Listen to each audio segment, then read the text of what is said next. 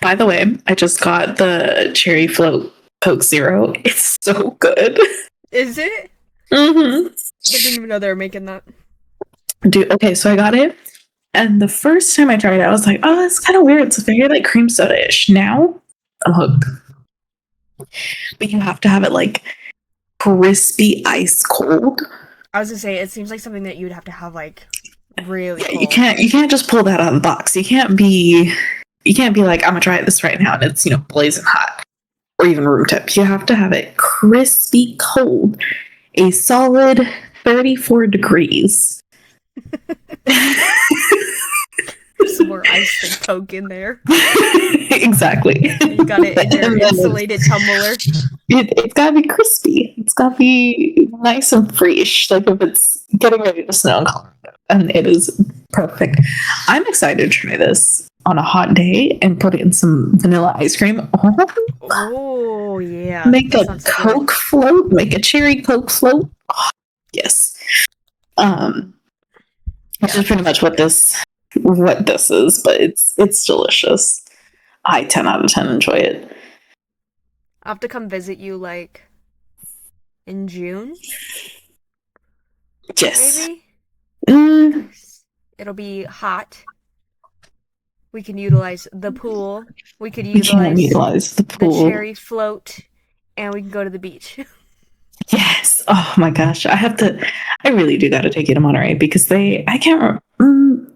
Do you like clam chowder? I love clam chowder. Okay, yes. They have some of them. Everything. Yes, clam chowder. Like, do you know where? Sorry, go ahead. Oh, I was gonna say I risk my bowels every time I go to Monterey. Like I barely make it home because of how rich and creamy the clam chowder is, and it's fine. I don't care. I don't care if I'm on the toilet for the next 2 days. It is so good because then they serve it hot and fresh in a sourdough bread bowl. Oh fuck yeah, let's go. Exactly. And then you just sit and you hear the little sea otters barking away, and you see not the sea otters, the sea lions. You hear them barking away. You see little sea otters. You're fighting pelicans off your food. Like, it's perfect. Yes, except the pelican part. I'm definitely terrified of seagulls. Well, you'll get over it. But do you know where like the protected ocean is, like where the kelp forest parts are? Do you know where that's at? No. No. Maybe I don't know. We'll have to Google it and see if we're even allowed to go to that area and just like I just want to see the kelp forest like that. I mean, I can take you into Monterey Bay Aquarium and you can see the kelp forest. They have a little bit of a kelp forest in there. Love an aquarium. It's not as good as I remember it being, but it is cool. It's cool to be in there. I think we'd have a good time. Yeah, that'd be fun. All right. I think we'd have a good time. I'll start looking into June-ish dates. June-ish, maybe July-ish. Depends if we find out if I'm moving or not, which hopefully the answer is no, I'm not moving. We're putting it out there. We're putting it out there into the universe. We're manifesting it. I'm not going to move. I'm not moving. It's not happening. You're going to come out in July. We're going to have a grand old time. And it's going to be fun and cool and amazing. And perfect. I now have a cat on my lap. I love it. I love it. We love a good warmth. We got a little loaf. A little heated loaf on your body. We got a loaf. So everything is right in the world. I love it. I will say too, I'm almost a month post-op from the twins, and the nerves are coming back. Oh my god. They're coming back.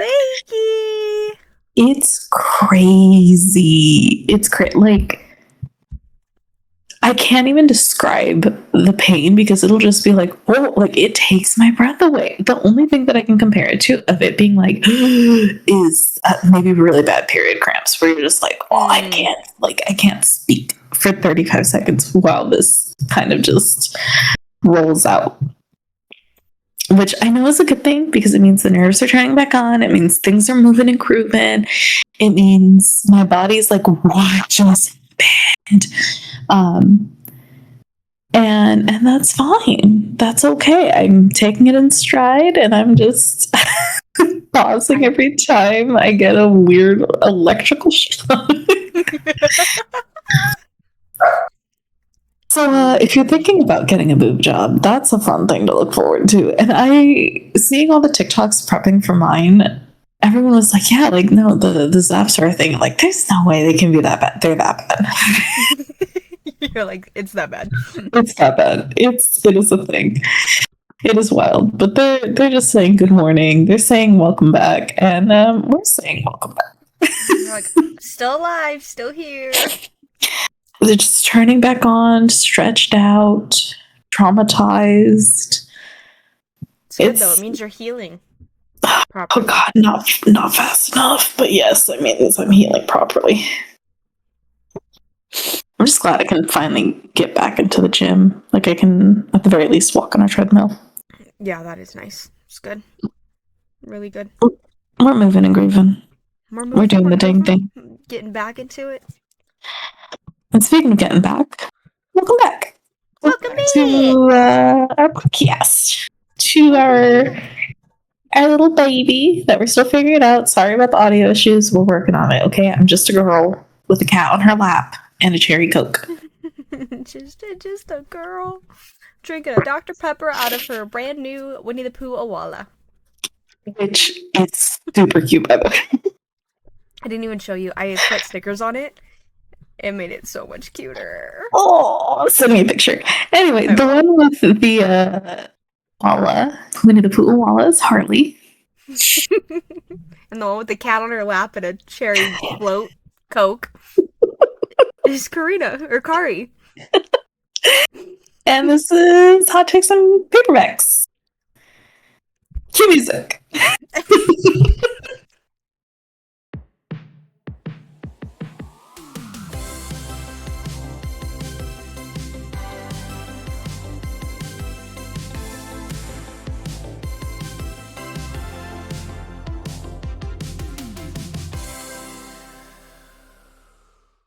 Welcome back. Oh. Okay. First off, before we jump into the book, which I was thoroughly surprised by, fuck Benedict. I was wondering if you're gonna bring this up now or if you're gonna wait till the end. No, I need to talk about it now because I need to get it off my chest. Because I finished whatever episodes we had released for Bridgerton, and ate it up. It was amazing. I loved it. I know a lot of people were like, "Oh, it's just Cinderella," which, yeah, obviously, all the Julia Quinn books, all the Bridgerton books have some sort of like underlying fairy tale, princess, whatever cliche. We're here for the vibes, okay? I don't care if it's another retelling of Cinderella. I'm eating it up because it's Bridgerton and because they had the orchestral version of Enchanted, and I cried my eyes out. That being said, spoilers. When that motherfucker said, "Be my mistress," I about launched myself into the stratosphere because you're gonna, like, you can't. I'm trying to not get mad, but I know I'm gonna get mad. You can't sit there and he literally wrote poetry and was like, my eyes search for you in every room that I enter. Like, literally, his world does not turn without her. He dreams of her. She is his happiness, and he has the full bubble set, Costco-sized balls to say, "Be my mistress," rather than, "Hey, let me marry you." If I was Sophie Beck, I would have pushed him down this. That is a worthy reason to be pushed down the stairs. Like, yep. Because it's not even, it's like, how do you just confess your entire heart and then say it with a straight fucking face? Be my mistress. Like, oh, excuse me, what? Not just that. His fingers were inside of her. He said, be my mistress. Knuckle deep. Be my mistress. No. You're getting pushed down the stairs. And I genuinely, like, I don't know how they come back from that. Like, I'm interested to see how the next 4 episodes go, like, when part 2 comes out at the end of the month. You don't. There's how no do you way. come back from that? You don't. There's no way you can. And how does she ever trust him? If he so casually just poured his heart out like that and then said, be my mistress, I would never be able to trust the dude. I'd be like, yeah, fuck you, dude. Yeah, no, literally would be like, actually, I'm just, God, and she has such a good position in Bridgerton House. Like, how dare you, Benedict? How dare you sit there and think that because you're Bridgerton and because you're, he's not Viscount, but he's like standy Viscount, that you can just get fucking mistresses left and right? Yeah, nope. If you're gonna be a hoe, go be a hoe and leave our poor sweet Sophie alone. Now, that being said, Sophie is a dumb bitch because agreed. Her whole thing was, I want to forget I ever met him. I need to avoid him. I need to not blah blah blah blah blah. Okay, then don't give into it, dude. Right. He's not that good of a looker. GTF the fuck up out of there. And what pisses me off about the whole Sophie situation, this is personal opinion, she's like lying about where she came from, she's lying about all this stuff, she's not giving all the full details.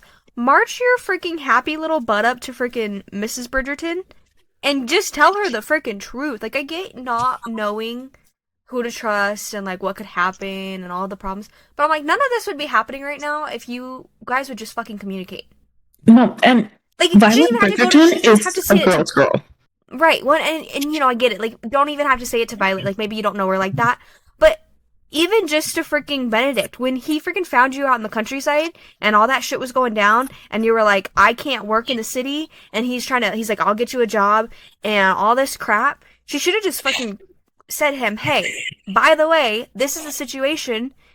What am I supposed to do? And he would have been like, nah, fuck that shit. I got you. And by the way, I can marry you now. Yes. She had the chance. She had the chance because he said, oh, all of my friends, their wives said that they can't hire you. She could have said, okay, here. They spent so much time at the cottage. Yeah. She could have literally said, hey, so I'm about to lord dump on you and tell you everything that I've gone through. And whether or not he believes her, like, and again, this is Benedict fucking Bridgerton, and he's like absinthed out of his mind. I don't know if that's a word, but we'll make it a word. He's constantly higher than a kite because of how much he drinks and how much, who knows what he does. I'm pretty sure it's absinthe. Yes. Homie couldn't tell it was her in the mask, and that drove me bananas. Like, I understand we had to do it for the plot. That's a whole you're just tell me not even looking at the right skin color. Like, that sent me because, like, maybe it's that one, homie. No, homie, you just went up to a Middle Eastern princess, and Sophie's very obviously Korean. Like, even with the mask on, you can tell. You can tell she's at least, maybe you can't tell she's Korean, but you can tell she's Asian. Like, her almond eyes stand out. Like, come men, Benedict. I like, he deserves to be pushed down the stairs. I have no other, like, I've sorry, never been Violet. mad about something in my life. I was so angry. And it's not even real. Like, every time a pair of lips popped up on the screen that was so clearly not Asian, I was foaming at the mouth. I was so fucking pissed. Why are you even questioning this right now? There's only like 6 freaking Asian people. You can figure this out. I literally could figure it out. Why? And then Violet gave him a whole smoking gun to be like, oh yeah, this is got you from this family. I know, that's the other thing too, where I'm like, okay, so it has to be from this family. So you go to that family. It's the family of the only other 3 Asians in the freaking in London. In the town. And you're like, it's not these 3, but they have a housemaid who is Asian and is the only one. Oh, I can't. I cannot. I can't do it. It makes me want to blow my brains out. He literally said 1 + 1 = be my mistress. 1 + 1. Fucking god damn it. I was so angry that I had to rewatch Heated Rivalry because I needed to believe in love again. Well, and I hate that we've gotten this far and he spent this much time with her and still doesn't know she's the girl from the freaking ball. Had his tongue down her throat. Literally asking the girl to be his mistress because he's convinced he's marrying the girl from the ball and doesn't realize that the girl he's marrying from the ball is the girl he just asked to be his mistress. What the fuck, homie?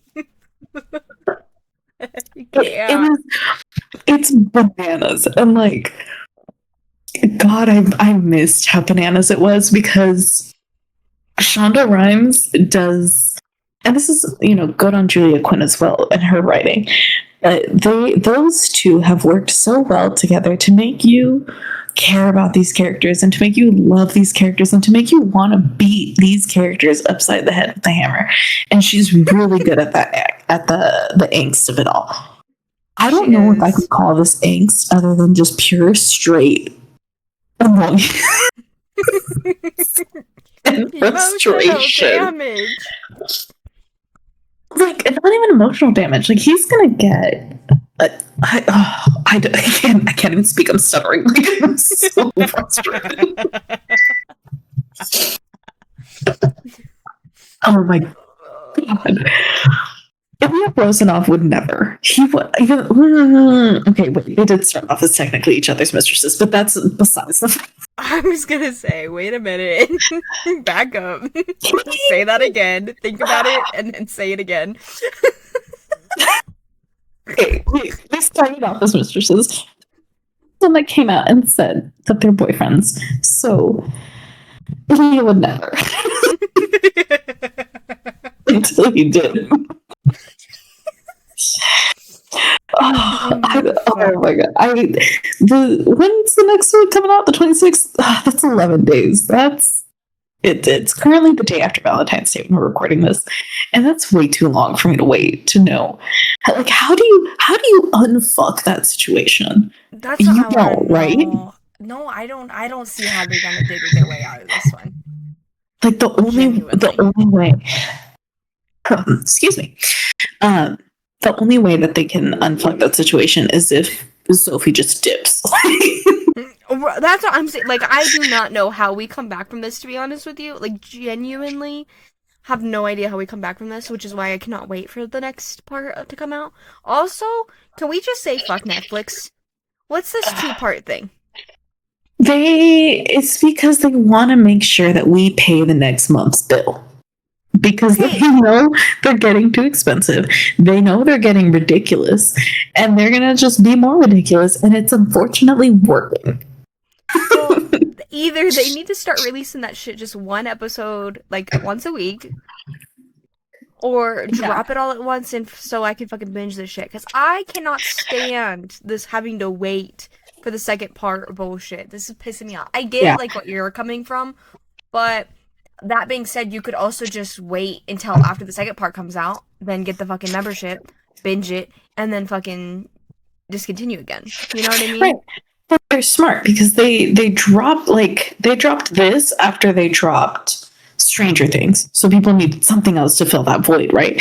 And they but they do it in such a way to make sure that you rewatch and then you wait for the next thing to come out. And it's like, oh, you guys are so good. It's annoying.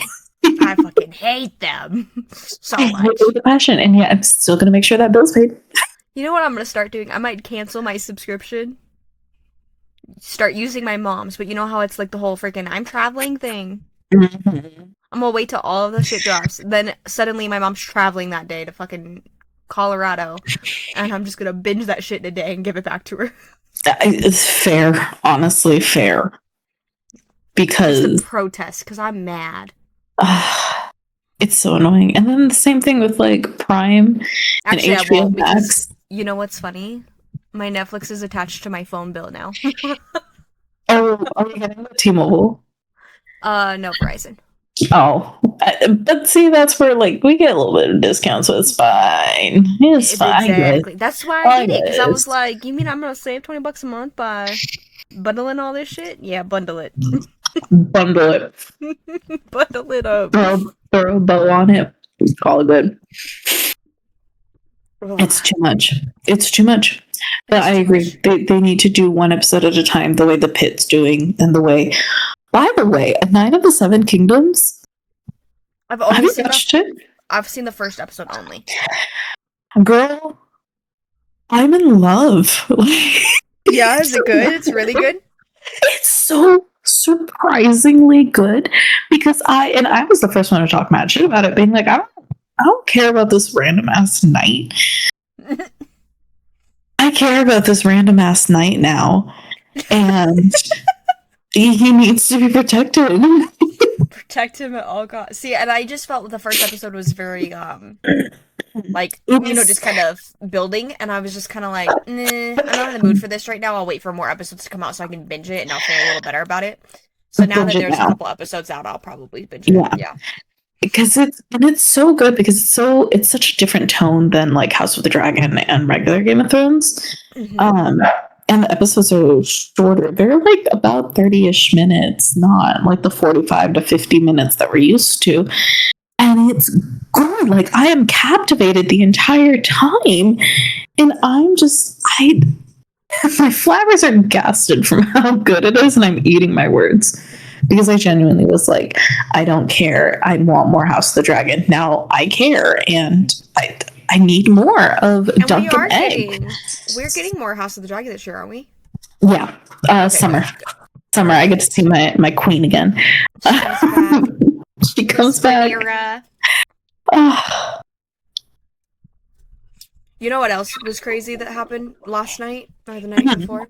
Me and Tyler watched the next episode that's been out on Crunchyroll that's been subbed and dubbed. And how far are you in Jujutsu Kaisen? I don't think I've watched I don't think I've watched this past week's episode. Okay, I won't say anything then. We'll talk about it next time. Okay.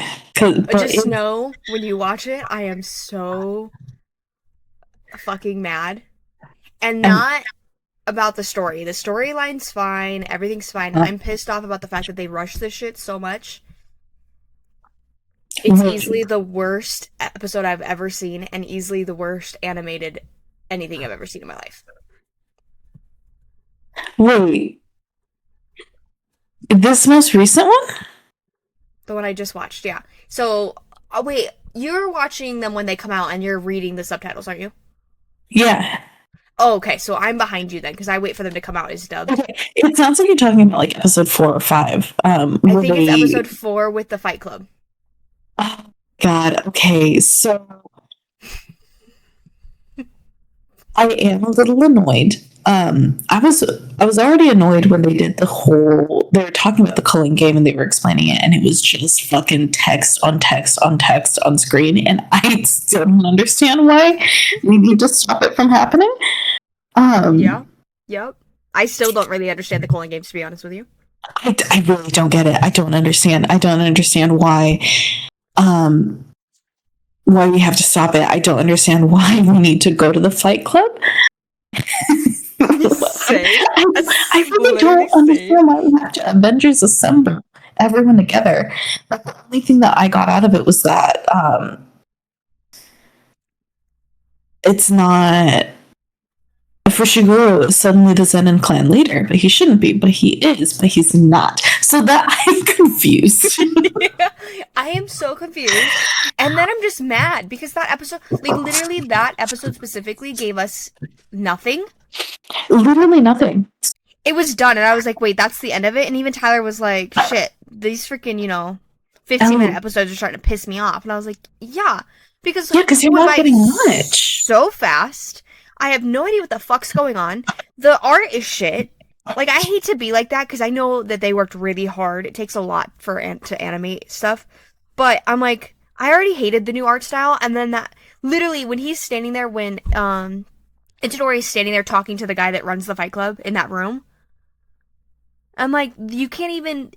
I was so disappointed and so angry and so annoyed. And I'm like, I got nothing from this. I didn't even get to look at Itadori because he just looked like a fucking blob on the screen with pink hair. And I'm They're just making mad. Like, different stylistic art choices. So but fucking mad. You haven't seen the episode with Maki yet, right? Where Maki fucking kills everybody? Yes. Yes, I have. Okay, so that episode was good. That episode was old school JJK, and I was like, my jaw's on the floor. See, and I loved that episode. That episode was great. I understood what was going on. Things made sense. It all worked out. The art felt completed. It is very, I don't know. They're taking a different route on this. And, I looked up why they changed the art style, and it's just because of time constraint, because they didn't have enough time. Because they felt pressured to get it out quicker. And I'm like, no, I'd rather wait another year than have this fucking shit. Yeah, because, like, I think Frieren took 2 years, and they changed the art style, and it's beautiful. They got a bigger budget. Well, and it's gorgeous. That's one of the reasons I love Jujutsu Kaisen so much, is because the art style is so, in my opinion, it's so beautiful. I mean, obviously the story's not beautiful and nothing about it's like beautiful, not like Frieren, where you've got great scenery and things like that. But I just love Jujutsu Kaisen's art style so much. This new is really pissing me off, and it's really throwing me off, and it's making me not happy with this season. Yeah, it's a choice, and it's really, I don't know. Hopefully they can save it. Yesterday, I went to go to Barnes & Noble's to see if I could get the book with the Culling games in it, so I could read it to maybe understand it better. And of course, that whole, like, Culling games part of the books is what's missing from their completed series at Barnes & Noble's right now. And I'm like, you motherfuckers. Like, they've got like 100 freaking 1s, 2s, 3s, 4, 5, all the way through. And then the section where the Culling games would be is gone, and then everything after. And I'm like picking up the after books just to make sure there's no parts. And Tyler's like, don't just spoil it. And I'm like, I gotta find something about the stupid Culling games. He's like, no, just wait. And I'm like, ugh. It's like, I need to know what I missed, because yeah, because now I'm so fucking confused. I don't know why we're doing this shit. It is what it is. It is what it is. We're still gonna watch it. We are. Should we dive into the book? Probably. What's our hot takes on everything? What'd you say? I'm sorry. I said there's our hot takes on everything but some paperbacks. They're paperback adjacent. They're based off of books accounts. Yeah, I mean, Jujutsu Kaisen, technically. It's manga. Bridgerton. And Bridgerton's a whole book. Yeah, see? We're good. We're good. So we read Hollow by Selena Myers. You will know her as Selena Spooky Boo on TikTok and Instagram. She's adorable. She's the girl that posts her sleepwalking videos. And she posted one last night where she was sleep dancing, and I was howling laughing. Like, it was hilarious. So much. She's seriously so hilarious. She's hilarious. She just became a new mother. I'm so happy for them. And her book was interesting. I have thoughts. It is a quick read. I think I read it in like a day and a half, mainly because I finally went back to work and work sucks. But it, I don't. So it's a paranormal romance, technically. Is it? Yeah, technically, because we have Mia and Margot. Okay. You didn't think so? I don't know that I would put this in a romance category at all. I would just put it in paranormal. We'll just call it a paranormal for there to horror be fantasy. a chapter of romance, I don't think you know what I mean? That's fair. It's a paranormal book. See, but I don't know that I really call it paranormal either. Girl, she sees ghosts. Yeah, but by the time that we're in her, she has already lost that power, and by the time that power comes back, I mean, you're talking... It's fair. It's vampires.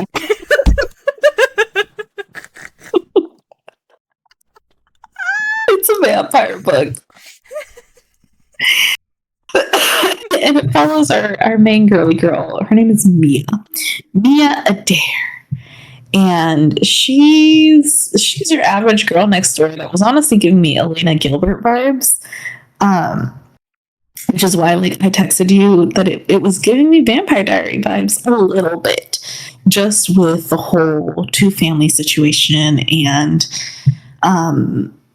the original matriarch turning of it all. It was it was good. It got better. But it follows Mia. She used to be able to see ghosts and then she couldn't anymore, and her mom wrote a book and got famous and blah blah blah blah. But she's your average girl next door. She meets these two mysterious ladies who are constantly going in and out of the bookstore that she works at. And then... Which I gotta tell you something about the bookstore thing really quickly before I forget it. Go for it. So I don't know if you were able to connect a lot of Twilight references. Yes.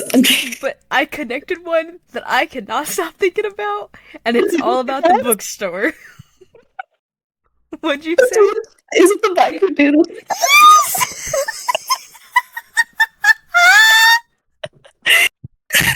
Yes! I was wondering if you'd catch that too.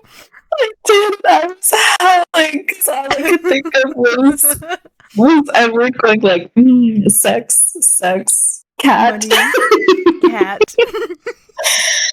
So if you haven't read Hollow yet, Mia works at this bookstore and she's talking to her sister about the regulars that come into the bookstore, and so that's how her and her sister bond. They talk about who comes into work and stuff. And she was talking about one of the regulars being this big bulky biker dude that comes in and always buys coffee table books, huge coffee table books with pictures of cats. And instantly, I was like, that is a reference to Edward in the fucking Italian restaurant explaining to Bella that he can read minds. And I just died. And then fast forward to, is it Chris's story? About... No, it's, oh my, it's, holy shit, it starts with a G. No, it's not Izzy. It starts with a G. Gina? Is it Georgina? Gina? Something like that, yeah. Yeah, the trans vampire. Her? She's the one that freaking broke into the Bellamy's house and... No, because the trans vampire is from a long time ago. Oh, I thought you were talking about the whole... They compare the love story to Bella and Edward. Oh, no. I was talking about... I think it's Chris. It's either Chris or Izzy. They're in school, and they're obsessed with Twilight, and then they hear about a family named the Bellamys that, is giving off Cullen vibes. So she breaks into their fucking house, finds a vial of blood, drinks it, and throws herself off a cliff. And I was dying. I was the Twilight parallels to this were... honestly made it for me. That was my favorite part of them. They were perfect, honestly. That half of the book 50 Shades of Grey. We should have read this after Twilight. Honestly. And because that the second half of the book saved it for me, because the first half was a little, it was, which I understand, it's a lot of world building. Mm-hmm. And then all of a sudden, like after, so Mia gets into a car crash. And Sorry. at that car crash, like we were suddenly thrown a shit ton of characters, and it's like, oh my, like pump the brakes, like holy shit. Like we get thrown literally from the car into this vampire family. And I liked everything from there on. Like it still stayed similar to the vampires that we know, but different enough to keep us still captivated. Like if you had gifts when you were human, when you're a vampire, they just get a little more stronger, I guess, and you can control it better. Like, and they only turn people who they want to give like a second chance to, or people that they can use. So they, yeah, unless you're Izzy and you force yourself to be turned into a vampire. You break into the house and fucking drink a vial of blood and throw yourself off a cliff. So Very Cordelia, dramatic. was it Cordelia? It was. Yeah, Cordelia was the one that was. Yeah, she was forced because the girl was a little nuts. So I can't. Which one was the one that wanted her to heal? Was it Eleonora? no, I think that's Gina, the G one, because she's got depression and anxiety, and I think because of all of her, because she is the trans vampire. Mm-hmm. Which I thought the mix of characters that we get is pretty good. Like it's really, really good. Well, and can I say that I love the way she brought in like the LGBTQ plus community. I think that's really well written. That's, I want to tread lightly on this subject because this is not a topic that maybe I should be talking about, but I think you can really tell like when authors just feel like pushed into adding LGBT plus members into their books because it's just kind of like here, damn. Versus this is definitely somebody that like either is a member of the community, and I've never looked it up to see. I mean, I know she's married, I know she's a husband, I know things like that, but whether she's a member of it or not, she's like done research on it. She's been around members. She like understands. Like it feels very well written in. Like it doesn't just feel like I'm just inserting like this to please everybody and make sure that everybody feels comfortable and welcome in my book. It was more of just like it just felt natural. It didn't feel like it had to be like it didn't feel forced, and I loved that because it just was like so much more fun to read. And the way that like the trans vampire, I think her name's Gina, something like that. It's something because I remember her dead name was George, but I can't remember dead name was she George. Changed her name to after, and I feel terrible because she was one of my favorites. Like I loved her. I loved Chris. I loved. Is it Georgina? I think it's Georgina. It has to be Georgina, right? It's got to be. I'm pretty sure it is. But I loved like hearing about her story, how she, developed into the person that she's today, and that she's still struggling. Because, mind you, this is somebody that's been around for a long, long time, centuries now, and she's like, I still struggle with this every single day, because even though it's more accepted, it's still hard for me to break that boundary, because I still feel like I need to hide. And that just, her whole entire story and her whole arc is incredible, and I love to get, like, a book about her specifically, but I mean, it feels like she left it open for a sequel, which I hope she does because it is good. I would love to get a spin-off of just the family members. I think spin-off on the family members. I also think, sequel. I think she left it open for a sequel too. I think there's no way she doesn't, because how do we end with Dad? Yeah, no, like, seriously. Because chills. I mean, so Mia's dad, as far as we know, is dead. He died in a car crash. Then Mia died in a car crash, but then she undied because she got turned into a vampire. And the vampires, so they're split up into two different families, the Bellamy's and the Suttons. It's very, I don't want to say Romeo and Juliet, but like just to the Capulets and the, oh my God, what's the other name? You know what I mean? Yeah. They're split into two different families, and But not as, the tensions aren't as high. no, like they both. The Bellamys and the Suttons can pass each other on the street. They're not going to shoot each other. Yeah, but they are going to judge each other, because they basically, mom and dad got a divorce. So Eleanor and Eli, which we met in the beginning of the book, because we get this whole kind of background prequel, this prologue that tells the story of Eli and Eleanor and how they met and how they became vampires and how kind of sad their story was. And it follows along the same arc of all of the vampires that we meet have had tragic stories. And it gives reason as to why Eleanor and Eli decide to turn them, because they want to give them a second chance. They want to give them the same second chance that they got, because they suffered through drought, through miscarriage, through shitty 1800s settlement, like dysentery, famine, like that whole thing. And Mia kept saying, like, wow, like there's so much tragedy in the families, and it's true, but they became a family. Like they are now a little bit happier now that they have people to rely on and be with and technically grow with. People that accept them. It's very found family. It is very found family that's split into two, because Eleanor runs her family a little more strict, a little more conservative. They're more by the book. They aren't as flashy and flaunty, which is fine. Like imagine prep school type, Catholic school based raising. And then you have the Bellamy family, and Eli's the cool dad. Eli lets them party and go This is out. Harvard frat level insanity. Full insanity. Like they had Porsches. He gave her a black card. Here's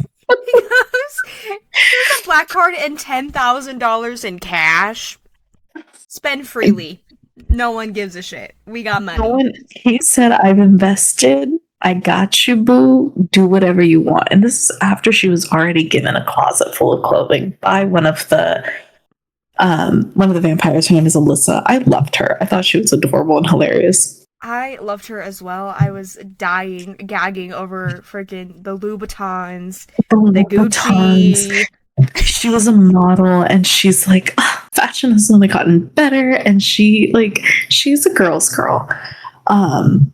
She's not even, by the way, she's from the Sutton family.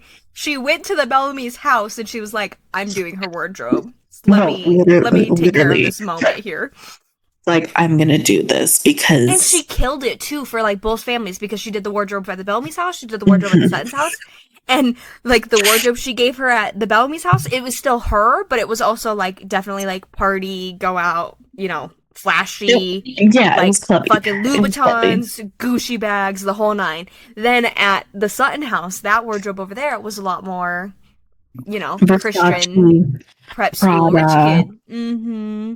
Still like elegance, designer, but only if you know to look for it. And it was like that. The way they accepted her, and the reason why she spends one day with each family is because she has to pick which family she's going to go to and stay with. Because you can't switch, or you can't switch. I can't remember. Which that kind of pissed me. Okay. Well, keep going. I don't know. I'll touch back on that. Remind me to talk about why it pissed me off that she had to pick a family. Okay. But yeah, so she has to pick a family. She's getting to know them. She also, so when she rises from the grave again, they're like, you have to cut ties. You can never go back to your family, blah, blah, blah, blah, blah.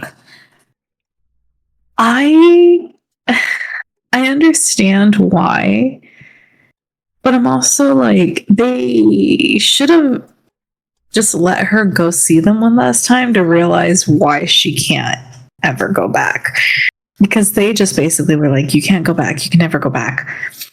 And then they took her to go party, which was wild to me. But what were you going to say?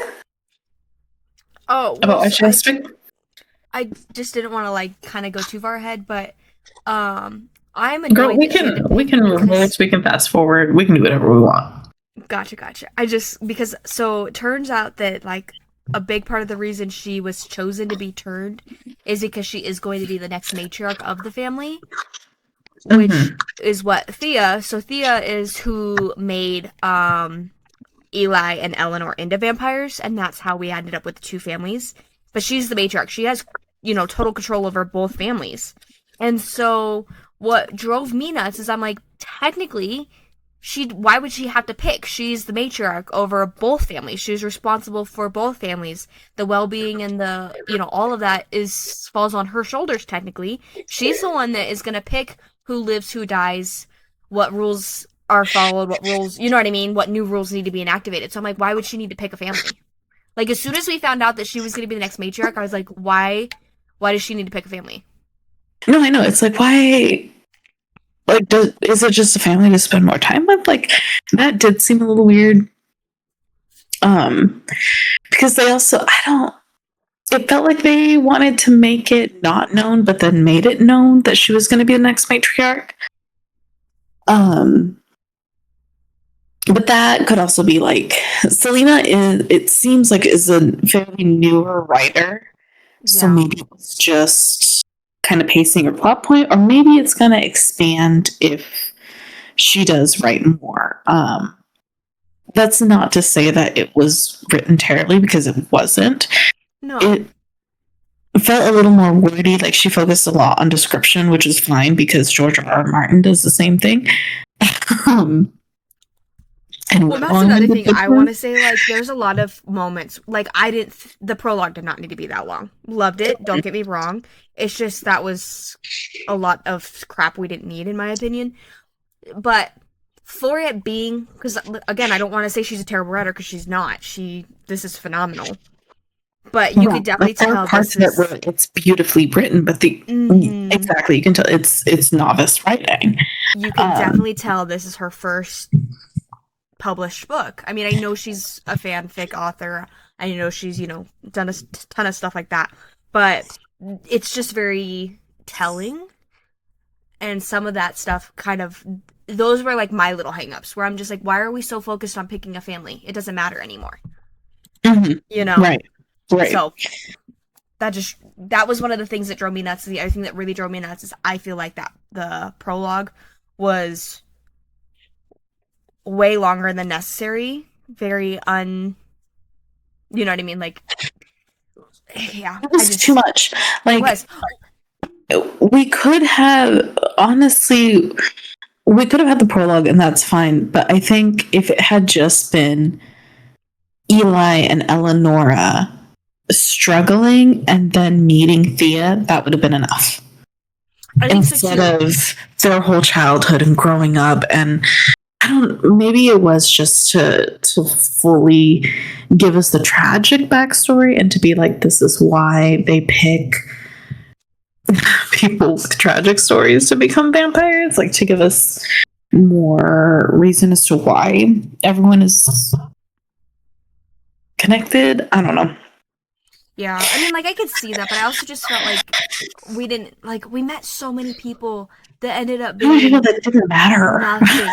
Although I do have to say, if you and I were alive in the 1500s, 1700s, whenever the heck that was, you and I would totally do the bell thing that Eleanor and Alice were doing. Oh, 100%. Ding ding ding ding 100%. ding. And then, so here's my next question. Would you become a vampire? Oh, absolutely, 100%. 100%? Yeah, no And question. then here's my other question. Are you joining? Well, now it doesn't necessarily matter because, so the TLDR, she becomes matriarch, but we find out that Eleonora has actually been terrible and has been turning vampires, killing them, drinking their blood, becoming this powerful mutated vampire to try and take over the family because she wanted to become matriarch. But she didn't. But she did. She killed. She was So then she foiled. kills Thea, and then did she kill Eli? I can't remember. Basically everybody except She pretty much wiped out her own family. Um, And then Mia killed Eleonora, and then she killed Eli, and shit hit the fan. Yeah. So that now Mia is the matriarch. So technically, there's only one family, which is their family. But let's say none of that happened. What family would you choose? Because I think I'd choose Bellamy's. Bellamy. They seem cool. And Yeah. they do. There was that really, really sweet moment with Mia and Margot that I loved, and it had me squealing.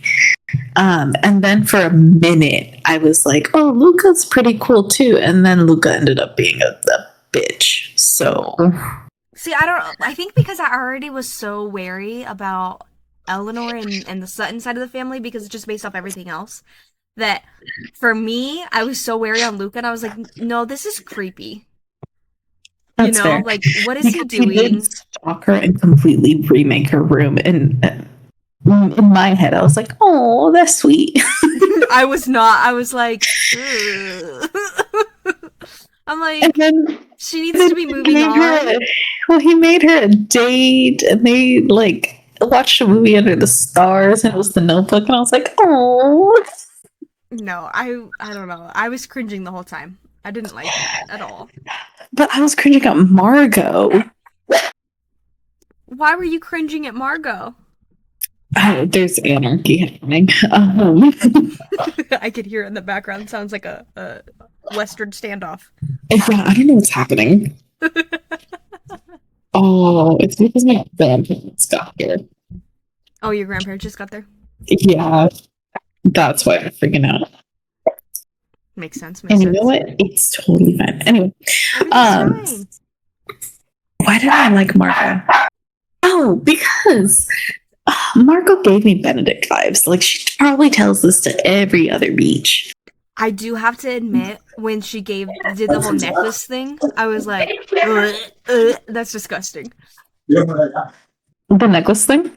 Yeah, because I was just like, oh, she put it on her. Yeah, and then they were matching. Hours, and you have matching yours necklaces? No. Mm-mm. And matching dresses, and it's just, I don't. Yeah, I will give you that. So, yeah, I don't know. That's the reason why I think I liked Luca a little bit better, and then I was like, "Ooh." Luca just gave me bad vibes from the start, so that's why I don't think the Margot situation would end up the way that. This is why I feel like we have to have a sequel. Yeah. And if she's not planning on writing one, this is the official petition to get a sequel, because I need to know. But I don't think she should end up with Margot. Well, obviously she can't end up with Luca because Luca's dead. I don't think she should end up with Margot either. No, because Margot gives big Benedict vibes. Yeah. She tells it to every other beach. Honestly, she needs to be besties with Cordelia, and that's about it. I thought that's where we were going. And then we did it. Genuinely thought that's where we were going. And so now I'm kind of like, how do we get back to that? Because I kind of like Cordelia and her together. I really loved Cordelia. I really loved Alyssa too. And Alyssa got a court stake to the heart. Alyssa is down for the count. She's dead though.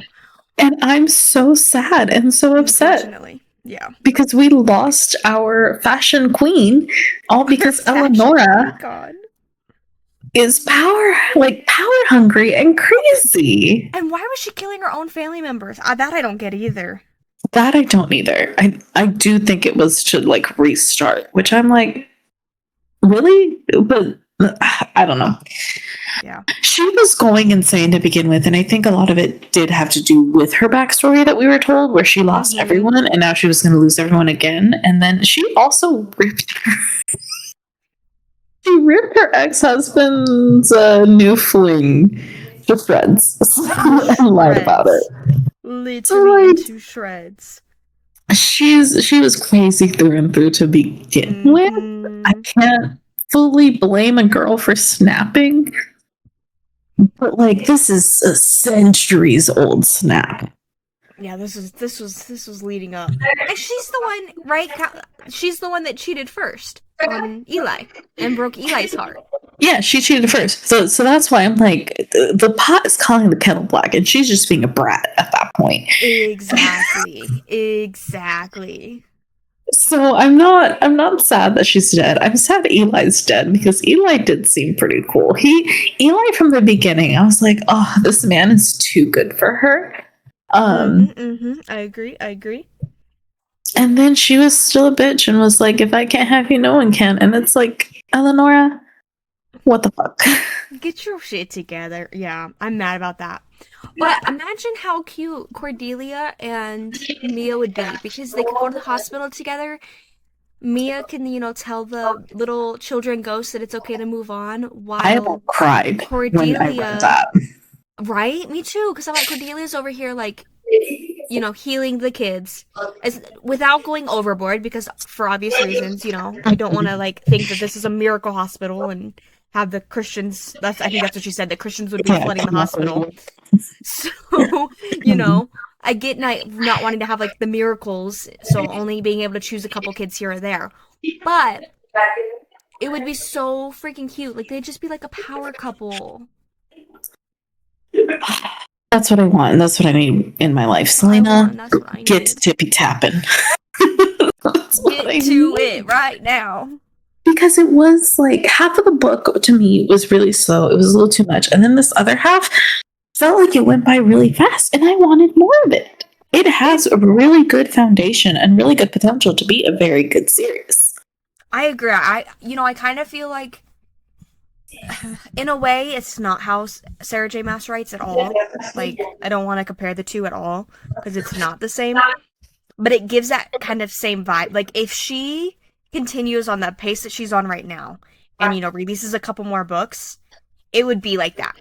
Where I wholeheartedly feel like, while I love Sarah J. Maas and I love all of the reverses, whenever I reread a series, I usually, I skip the first book of Court of Thorns and Roses. I skip the first book in Throne of Glass. I don't completely skip Crescent City, but I skip the first half of Crescent City when I reread those series, and I feel like that's how I would be with this. If she continues on the track that she's on.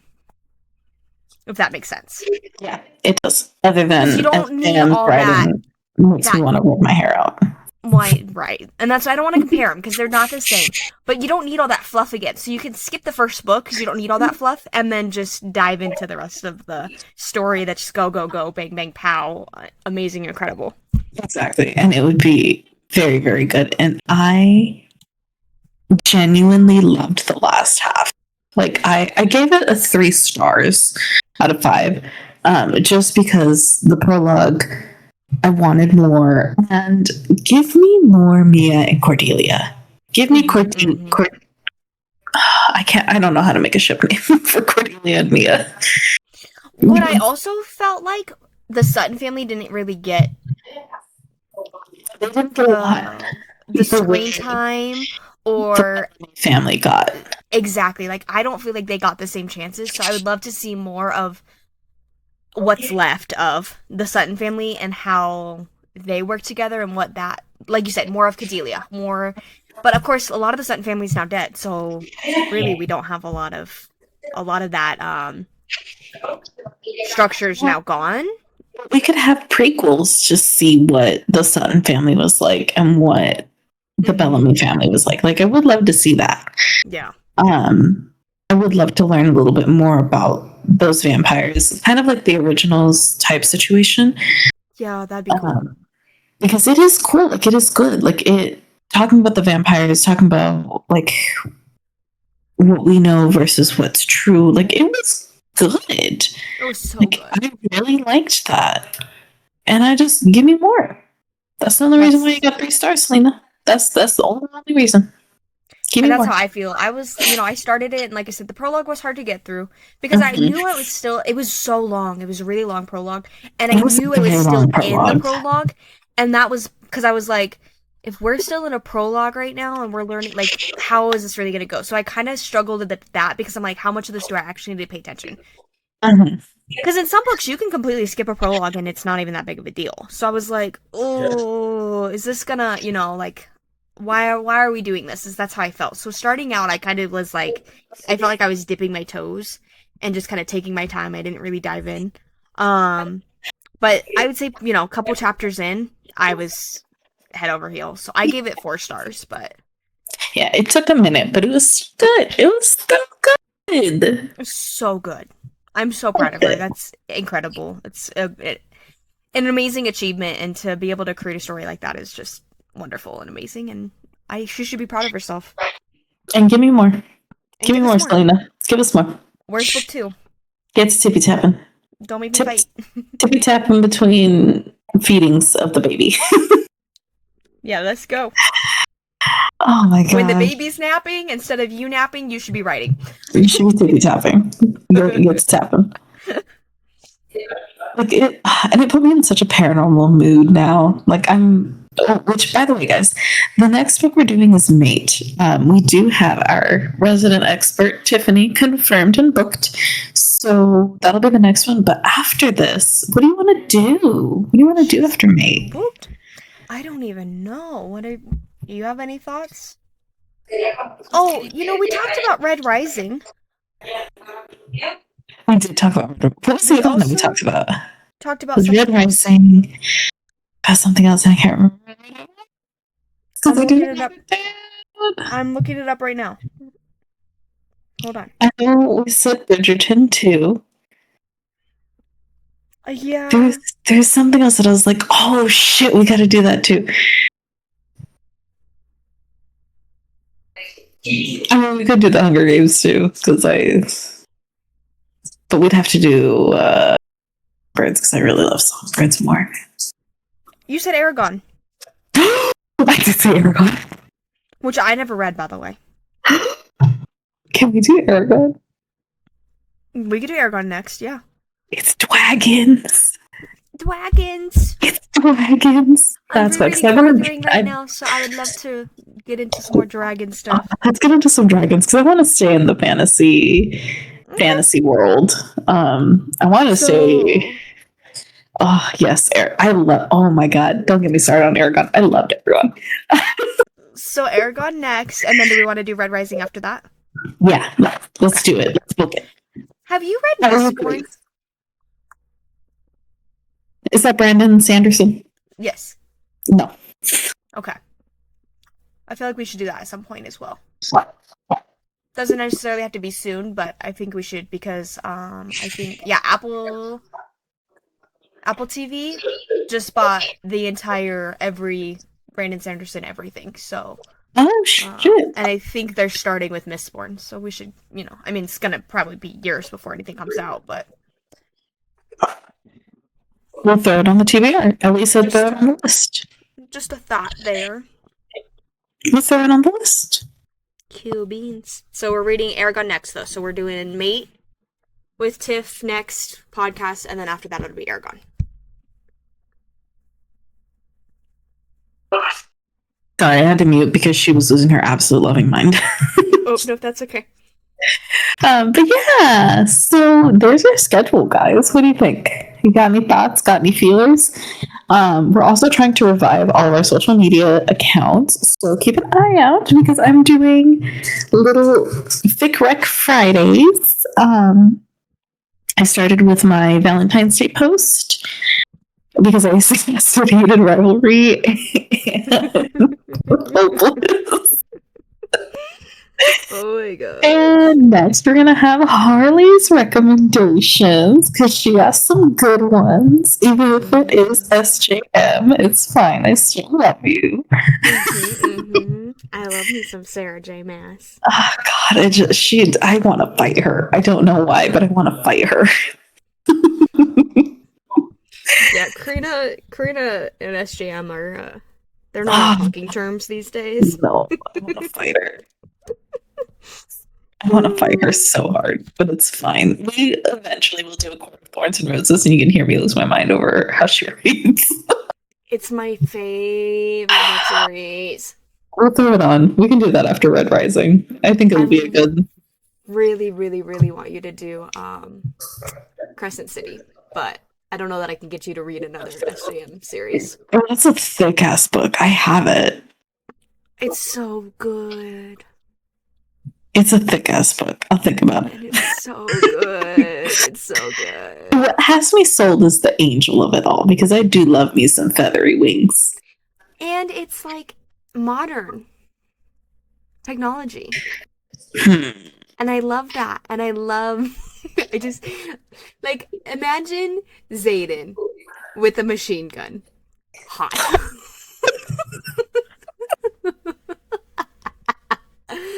And now, He didn't have a machine gun. He has a scale.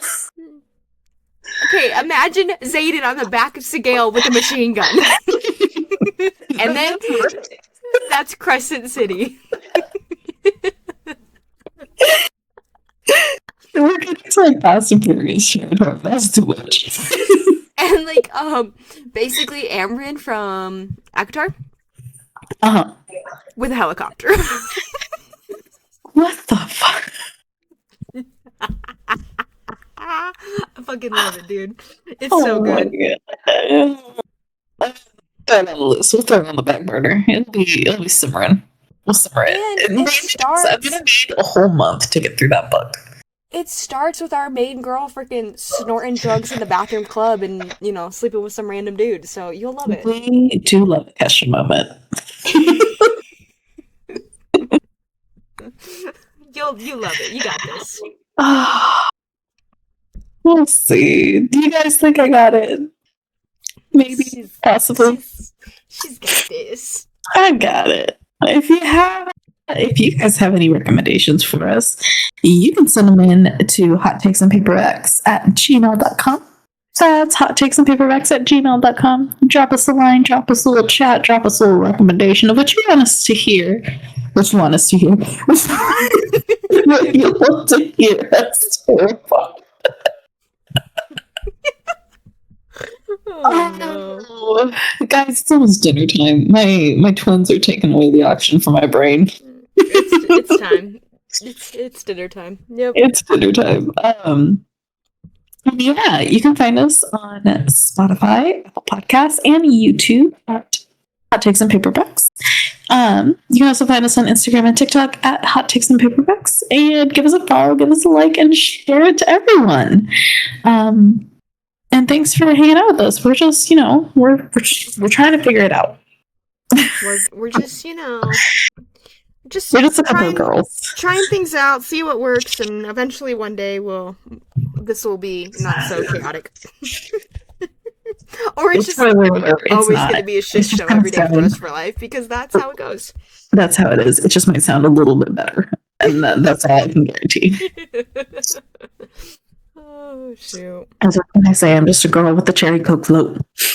Just a girl. Your next podcast, though, with Tiff, or our next podcast with Tiff, is going to be so much fun. You guys are going to love her. She's a hoot and a half. She's a hoot and a half. She's two hoots.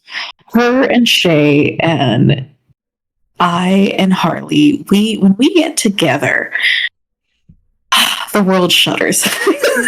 The world shudders. Because we get into some trouble, we get into some fun, and it's going to be a grandiose time. God goes, this is why I did not make you guys sisters, because the world could not handle that. No, yeah, here we are, still on opposite ends of the country, making it happen. Literally. But thanks for joining us for another episode, guys. We love you so much. Keep an eye out for the next podcast. Remember, it's going to be Mate and then Aragon. Woo! Me. Later, love you, bye! Bye.